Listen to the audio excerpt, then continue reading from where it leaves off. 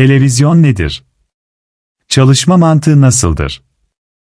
Radyo dalgaları nasıl ses ve görüntüye dönüşür?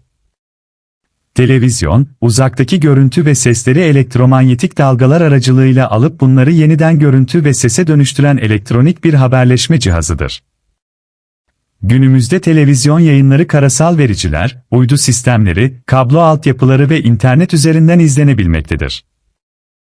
Ancak temel çalışma mantığı aynıdır, gönderilen dijital veya analog sinyalleri alır, çözer ve insanın anlayabileceği görüntü ile sese dönüştürür. Her şey televizyon stüdyosunda başlar. Kameralar görüntüyü, mikrofonlar ise sesi elektriksel sinyallere dönüştürür. Günümüzde bu bilgiler büyük oranda dijital verilere çevrilir.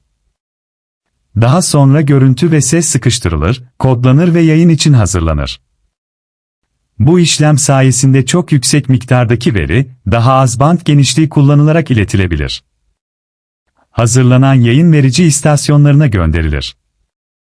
Karasal yayınlarda yüksek güçlü antenler, uydu yayınlarında yer istasyonları, kablo yayınlarında ise fiber optik altyapılar kullanılır. Verici, görüntü ve ses bilgisini yüksek frekanslı elektromanyetik dalgaların üzerine bindirir. Bu işleme modülasyon adı verilir. Böylece bilgi, kilometrelerce uzağa taşınabilecek radyo dalgaları haline gelir. Radyo dalgaları ışık hızıyla ilerleyen elektromanyetik dalgalardır. İnsan gözü bu dalgaları göremez, kulağı ise duyamaz. Ancak televizyon anteni bu görünmeyen dalgaları algılayabilir. Anten aslında havadaki elektromanyetik enerjiyi çok küçük elektrik sinyallerine dönüştüren iletken bir yapıdır. Televizyonun tuner adı verilen alıcı devresi, antene gelen yüzlerce farklı frekans arasından kullanıcının seçtiği kanalın frekansını ayıklar. Böylece yalnızca istenen televizyon yayını alınır. Ardından demodülasyon işlemi gerçekleştirilir. Demodülasyon, radyo dalgasının üzerine yüklenmiş görüntü ve ses bilgisinin tekrar ayrıştırılmasıdır. Demodülasyondan sonra televizyonun dijital işlemcisi devreye girer.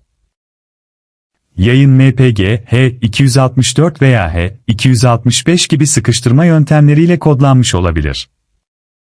İşlemci bu verileri çözer, eksik paketleri düzenler ve görüntü ile sesi ayrı ayrı işler. Görüntü verisi ekran sürücüsüne gönderilir. Günümüzde LED, OLED ve QLED televizyonlarda milyonlarca piksel bulunur. Her piksel kırmızı, yeşil ve mavi olmak üzere 3 alt pikselden oluşur. İşlemci her piksele ne kadar ışık vereceğini hesaplar. Sonuç olarak milyonlarca piksel aynı anda çalışarak hareketli görüntüyü oluşturur. Aslında ekranda saniyede onlarca farklı kare gösterilir ve insan gözü bunları kesintisiz hareket olarak algılar. Ses verisi ise ses işlemcisinden geçerek dijitalden analoğa çevrilir. Daha sonra ses yükseltici sinyali güçlendirir ve hoparlörlere gönderir. Hoparlör içerisindeki bobin ile mıknatısın oluşturduğu manyetik alan diyaframı titreştirir. Bu titreşim havada basınç dalgaları oluşturur ve kulağımız bunları ses olarak algılar. Akıllı televizyonlarda ise bu işlemlere ek olarak güçlü işlemciler, RAM, depolama birimi, Wi-Fi, Bluetooth ve internet bağlantısı bulunur.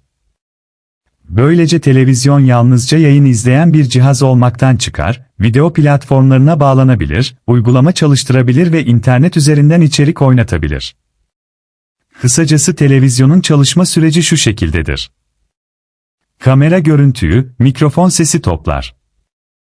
Görüntü ve ses dijital veriye dönüştürülür.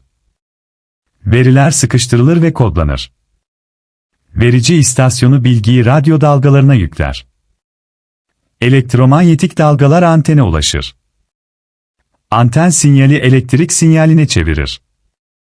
Tuner istenen kanalı seçer.